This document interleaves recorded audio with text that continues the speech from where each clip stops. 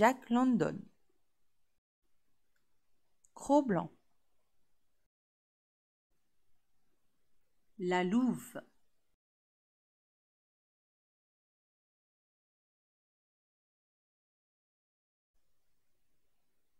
Le déjeuner terminé et le rudimentaire matériel du campement rechargé sur le traîneau, les deux hommes tournèrent le dos au feu joyeux et poussèrent de l'avant dans les ténèbres qui n'étaient point encore dissipées. Les cris d'appel, funèbres et féroces, continuaient à retentir et à se répondre dans la nuit et le froid. Ils se turent quand le jour, à 9 heures, commença à paraître.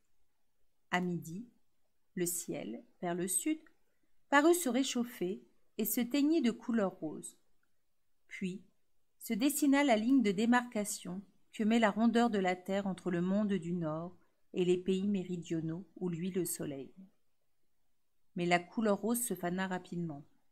Un jour gris lui succéda, qui dura jusqu'à 3 heures pour disparaître à son tour, et le pâle crépuscule arctique redescendit sur la terre solitaire et silencieuse. Lorsque l'obscurité fut revenue, les cris de chasse recommencèrent à droite, à gauche, provoquant de folles paniques parmi les chiens, tout harassés qu'ils étaient. « Je voudrais bien, dit Bill, en remettant pour la 20e fois les chiens dans le droit sentier, qu'ils s'en aillent au diable et nous laissent tranquilles. » Il est certain qu'ils nous auraient pile terriblement, approuva Henri. Le campement fut dressé comme le soir précédent. Henri surveillait la marmite où bouillaient des fèves, lorsqu'un grand cri, poussé par Bill, et accompagné d'un autre cri aigu, de douleur celui-là, le fit sursauter. Il releva le nez juste à temps pour voir une forme vague qui courait sur la neige et disparaissait dans le noir. Puis, il aperçut Bill, qui était debout au milieu des chiens, mi-joyeux, mi-contrit, tenant d'une main un fort gourdin, de l'autre la queue et une partie du corps d'un saumon séché. « Je n'en ai sauvé que la moitié, dit Bill, mais le voleur en a reçu pour le reste. L'entends-tu hurler ?»« Et quelle forme avait-il, ce voleur ?» demanda Henri. « Je n'ai pu le bien voir, mais ce que je sais, c'est qu'il a 4 pattes, une gueule et une fourrure qui ressemble à celle d'un chien. Ce doit être, j'en jurerai, un loup apprivoisé. Diantrement apprivoisé, en ce cas, pour être venu ici au moment juste du dîner et emporter un morceau de poisson. » Assis sur la boîte oblongue, les deux hommes, après avoir mangé, avaient humé leurs pipes comme ils avaient l'habitude. Le cercle d'yeux flamboyants vint les entourer comme la veille, mais plus proche. Bill se reprit à gémir. « Dieu veuille qu'il tombe sur une bande d'élans ou sur quelque autre gibier, et qu'il décampe à sa suite. Ce serait pour nous un débarras. » Henri eut l'air de n'avoir pas entendu, mais, comme Bill faisait mine de recommencer ses plaintes, il se fâcha tout rouge. « Arrête tes coassements, Bill. Tu as des crampes d'estomac. Je te l'ai déjà dit, et c'est ce qui te fait divaguer. Avale une bonne cuillerée de bicarbonate de soude, cela te calmera, je t'assure, et tu redeviendras d'une plus plaisante compagnie. » Le matin suivant, d'énergiques blasphèmes, proférés par Bill, réveillèrent Henri. Celui-ci se souleva sur son coude et, à la lueur du feu qui resplendissait, vit son camarade entouré des chiens qui agitaient dramatiquement ses bras et se livraient aux plus affreuses grimaces. « Hello !» appela Henri. « Qu'y a-t-il de nouveau ?»« Grenouille a décampé !» répondit Bill. « Non, je te dis, oui !» Henri sauta hors des couvertures et alla vers les chiens. Il les compta avec soin, après quoi il se joignit à Bill pour maudire les pouvoirs malfaisants du Wild, qui lui avait ravi un autre chien. Grenouille était le plus vigoureux de la troupe, prononça Bill. Et celui-là n'était pas un chien fou, ajouta Henri. Telle fut en 2 jours la seconde oraison funèbre. Le déjeuner fut mélancolique, et les 4 chiens qui restaient furent attelés au traîneau. La journée ne différa pas de la précédente. Les deux hommes peinaient sans parler. Le silence n'était interrompu que par les cris qui les poursuivaient et s'attachaient à leur marche. Même panique des chiens, mêmes écarts de leur part hors du sentier tracé, et même lassitude physique et morale des deux hommes. Quand le campement eut été établi, Bill, à la mode indienne, enroula autour du cou des chiens une solide lanière de cuir à laquelle était lié à son tour un bâton de 5 à 6 pieds de long. Le bâton, à son autre extrémité, était attaché par une seconde lanière à un pieu fiché en terre. De chaque côté, les joints étaient si serrés que les chiens ne pouvaient mordre le cuir ni le ronger. « Regarde, Henri, dit Bill avec satisfaction. Si j'ai bien travaillé, ces imbéciles seront forcés de se tenir tranquilles jusqu'à demain. S'il en manque un seul à l'appel, je veux me passer de mon café. Henri trouva que c'était parfait ainsi, mais, montrant à Bill le cercle d'ardentes prunelles qui pour le 3e soir les enserrait, « Dommage tout de même, fit-il, de ne pouvoir flanquer à ceux-ci quelques bons coups de fusil. Ils ont compris que nous n'avions pas de quoi tirer. Aussi deviennent-ils de plus en plus hardis. » Les deux hommes furent quelque temps avant de s'endormir. Ils regardaient les formes vagues aller et venir hors de la frontière de lumière que marquait le feu. En observant avec attention les endroits où une paire d'yeux apparaissait, ils finissaient par percevoir la silhouette de l'animal qui se dessinait et se mouvait dans les ténèbres. Un remue-ménage qui se produisait parmi les chiens les fit se détourner de leur côté. N'a qu'une oreille, gémissant et geignant avec des cris aigus, tirait de toutes ses forces, dans la direction de l'ombre, sur son bâton qu'il mordait frénétiquement et à pleines dents. « Bill, regarde ceci !» chuchota Henri. Dans la lumière du feu, un animal, semblable à un chien, se glissait d'un mouvement oblique et furtif. Il paraissait en même temps audacieux et craintif, observait les deux hommes avec précaution et cherchait visiblement à se rapprocher des chiens. N'a qu'une oreille, s'aplatissant vers lui sur le sol, redoublait ses gémissements. « C'est une louve, » murmura Henri. « Elle sert d'appât pour la meute.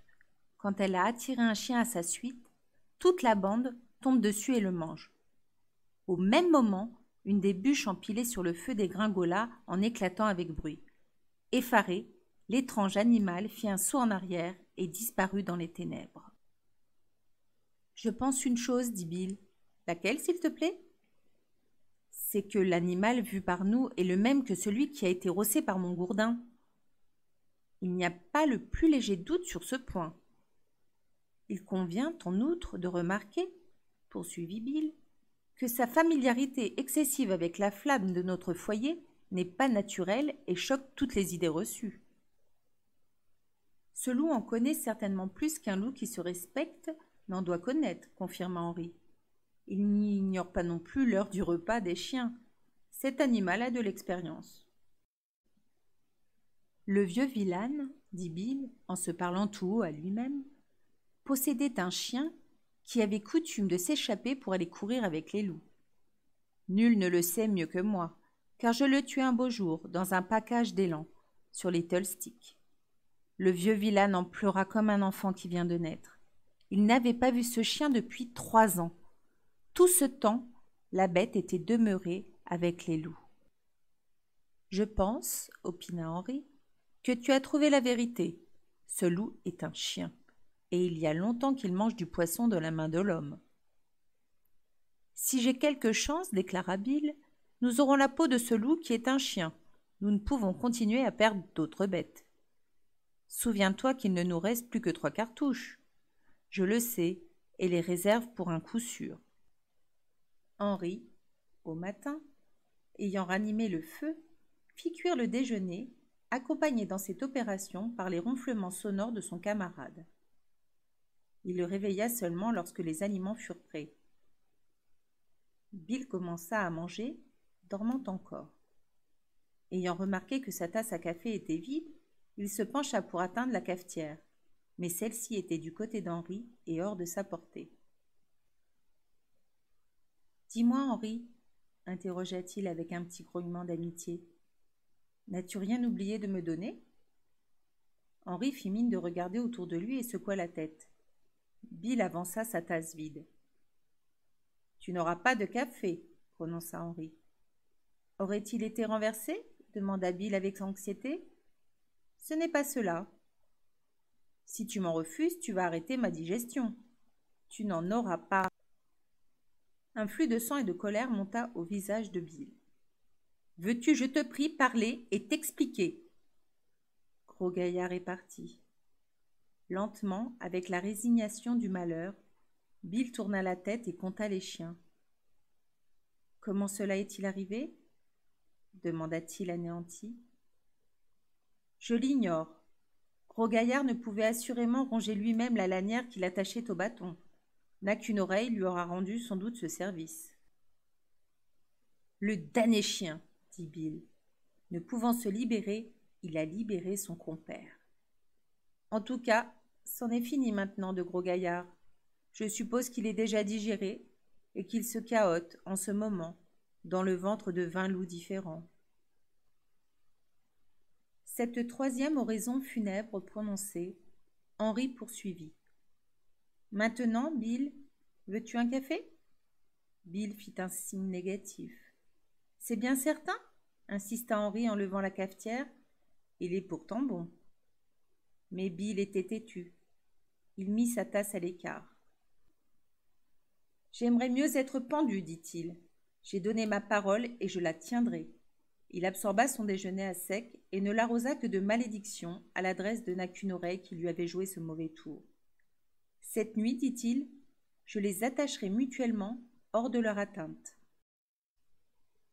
Les deux hommes avaient repris leur marche. Ils n'avaient pas cheminé plus de 100 mètres dans l'obscurité quand Henri, qui allait devant, heurta du pied un objet qu'il ramassa et qu'il lança, s'étant retourné dans la direction de Bill. « Tiens, Bill, dit-il, voilà quelque chose qui pourra t'être utile. » Bill poussa une exclamation. Tout ce qui restait de Gros Gaillard, c'était le bâton auquel il avait été attaché. « Ils l'ont dévoré en entier, dit Bill. Les os, les côtes, la peau et tout. Le bâton même est aussi net que le dessus de ma main.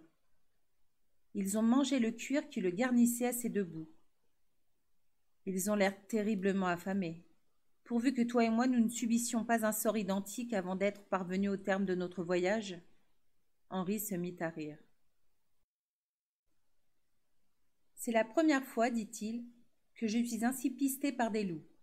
Mais j'ai connu d'autres dangers, et m'en suis tiré sain et sauf. Prends ton courage à deux mains et ne crains rien. Ils ne nous auront pas, mon fils. » Voilà ce qu'on ne sait pas, oui, ce qu'on ne sait pas. Tu es pâle et as une mauvaise circulation du sang. Il te faudrait de la quinine. Je t'en bourrerai quand nous serons arrivés. Le jour fut, une fois de plus, semblable au jour précédent. Apparition de la lumière à 9 heures, à midi le reflet lointain, vers le sud, du soleil invisible. Puis le gris après-midi, précédant la nuit rapide. À l'heure où le soleil esquissait son faible effort, Bill prit le fusil dans le traîneau et dit « Je vais aller voir ce que je puis faire, Henri. Sois prudent et garde-toi qu'il ne t'arrive malheur. » Bill s'éloigna dans la solitude. Il revint, 1 heure après, vers son compagnon qui l'attendait avec anxiété. « Ils se sont éparpillés, raconta-t-il, et rôdent au large de nous, courant de ci, de là, mais sans nous lâcher. Ils savent qu'ils sont sûrs de nous avoir et qu'il leur suffit de patienter. En attendant, ils tâchent de se mettre quelque chose sous la dent. »« Tu prétends, observa Henri, qu'ils sont sûrs de nous avoir ?» Bill fit semblant de ne pas avoir entendu et continua. « J'en ai aperçu quelques-uns. Ils sont maigres à faire peur. Ils n'ont pas mangé un morceau depuis des semaines, en dehors bien entendu de nos 3 chiens. Il y en a parmi eux qui n'iront pas loin. Leurs flancs sont pareils à des planches à laver et leurs estomacs remontés collent presque à l'épine dorsale. Ils en sont, je puis te le dire, à la dernière phase de la désespérance. Ils sont à demi enragés et attendent. » Quelques minutes s'étaient à peine écoulées quand Henri, qui avait pris la place d'arrière et poussé le traîneau afin d'aider les chiens, jeta un sifflement étouffé vers Bill en guise d'appel. Une forme velue s'avançait derrière eux, en pleine vue et sur la même piste qu'ils venaient de parcourir, le nez collé contre le sol. La bête trottinait sans effort apparent, semblant glisser plutôt que courir. Les deux hommes s'étant arrêtés, elle s'arrêta ainsi qu'eux et, ayant levé la tête, elle les regarda fixement, dilatant son nez frémissant, en reniflant leur odeur comme pour se faire une opinion d'eux. « C'est la louve !» dit Bill. Les chiens s'étaient couchés sur la neige et Bill vint, derrière le traîneau, rejoindre son camarade. Ensemble, ils examinèrent l'étrange animal qui les suivait depuis plusieurs jours et qui leur avait déjà soufflé la moitié de leur attelage. Ils le virent trotter encore, en avant, de quelques pas, puis s'arrêter, puis recommencer à diverses reprises le même manège, jusqu'à ce qu'il ne se trouvât plus qu'à une courte distance.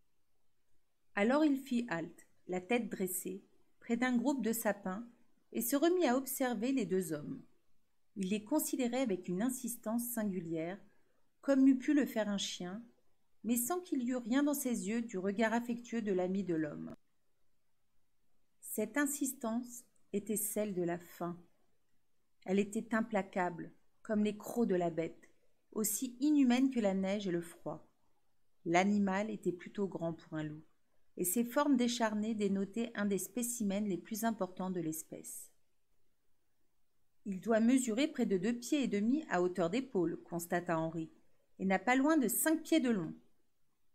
Il a une drôle de couleur pour un loup, dit Bill, et je n'en ai jamais vu de pareil. Sa robe tire sur le rouge et même sur l'oranger. Elle a un ton cannelle. La robe de la bête n'était point cependant de cette couleur, et le gris y dominait comme chez tous les loups. Mais de fugitifs et indéfinissables reflets, qui trompaient et illusionnaient la vue, couraient par moments sur le poil. « On dirait un rude et gros chien de traîneau, poursuivit Bill. Je ne serais pas autrement étonné de voir cet animal remuer la queue. « Hé, gros chien !» appela-t-il. « Amène-toi quel que tu sois. » « Il n'a pas la moindre peur de toi, dit Henri en riant. Bill agita sa main, fit semblant de menacer, cria à tue-tête. La bête ne manifesta aucune crainte et se contenta de se mettre légèrement en garde. Elle ne cessait point de dévisager les deux hommes avec une fixité affamée. Son désir évident était, si elle l'eût osé, de venir à cette viande et de s'en repaître. « Écoute, Henri, dit Bill en baissant la voix très bas. Voici le cas d'utiliser nos 3 cartouches. Mais il ne faut point manquer le coup, et qu'il soit mortel. Qu'en penses-tu » Henri approuva, et Bill, avec 1000 précautions, amena à lui le fusil. Mais à peine avait-il fait le geste de le lever vers son épaule que la louve, faisant un saut de côté hors de la piste, disparut parmi les sapins. Les 2 compagnons se regardèrent. Henri sifflota d'un air entendu, et Bill, se morigénant lui-même, remit en place le fusil. « Je devais m'y attendre, dit-il. Un loup assez instruit pour venir partager le dîner de nos chiens doit être également renseigné sur les coups de fusil. Sa science est la cause de tous nos malheurs. Mais je le démolirai, aussi sûr que mon nom est Bill. Puisqu'il est trop rusé pour être tué à découvert, j'irai le tirer à l'affût. »« Si tu veux tenter de l'abattre, fais-le d'ici, conseilla Henri. Que la bande survienne autour de toi, en admettant que tes 3 cartouches tuent 3 bêtes, les autres te régleront ton compte. » Ce soir-là, on campa de bonne heure. Les 3 chiens survivants avaient remorqué moins vite le traîneau et avaient été las plus tôt. Les 2 hommes ne dormirent que d'un œil. Le cercle d'ennemis s'était resserré encore. Sans cesse, il fallait se relever pour attiser le feu, afin que la flamme ne tombât point. « J'ai entendu des marins, dit Bill, me parler des requins qui ont coutume de suivre les navires. Les loups sont les requins de la terre. Ils s'y connaissent mieux que nous dans leurs affaires, Ils savent que bientôt ils nous auront. Ils t'ont déjà à moitié, rétorqua Henri avec rudesse. Toi qui te laisses aller à parler ainsi. C'en est fait d'un homme dès l'instant où il se déclare perdu. Tu es, rien qu'en le disant, à demi mangé. Assez croassé, tu m'excèdes plus que de raison. Henri tourna brusquement le dos à Bill, et il s'attendait à ce que celui-ci, avec le caractère emporté qu'il lui connaissait, s'irritât du ton tranchant de ses paroles. Mais Bill ne répondit rien. Mauvais présage, songea Henri, dont les paupières se fermaient malgré lui. Il n'y a pas à s'y tromper. Le moral de Bill est gravement entamé. J'aurai fort à faire demain matin pour retaper ce garçon.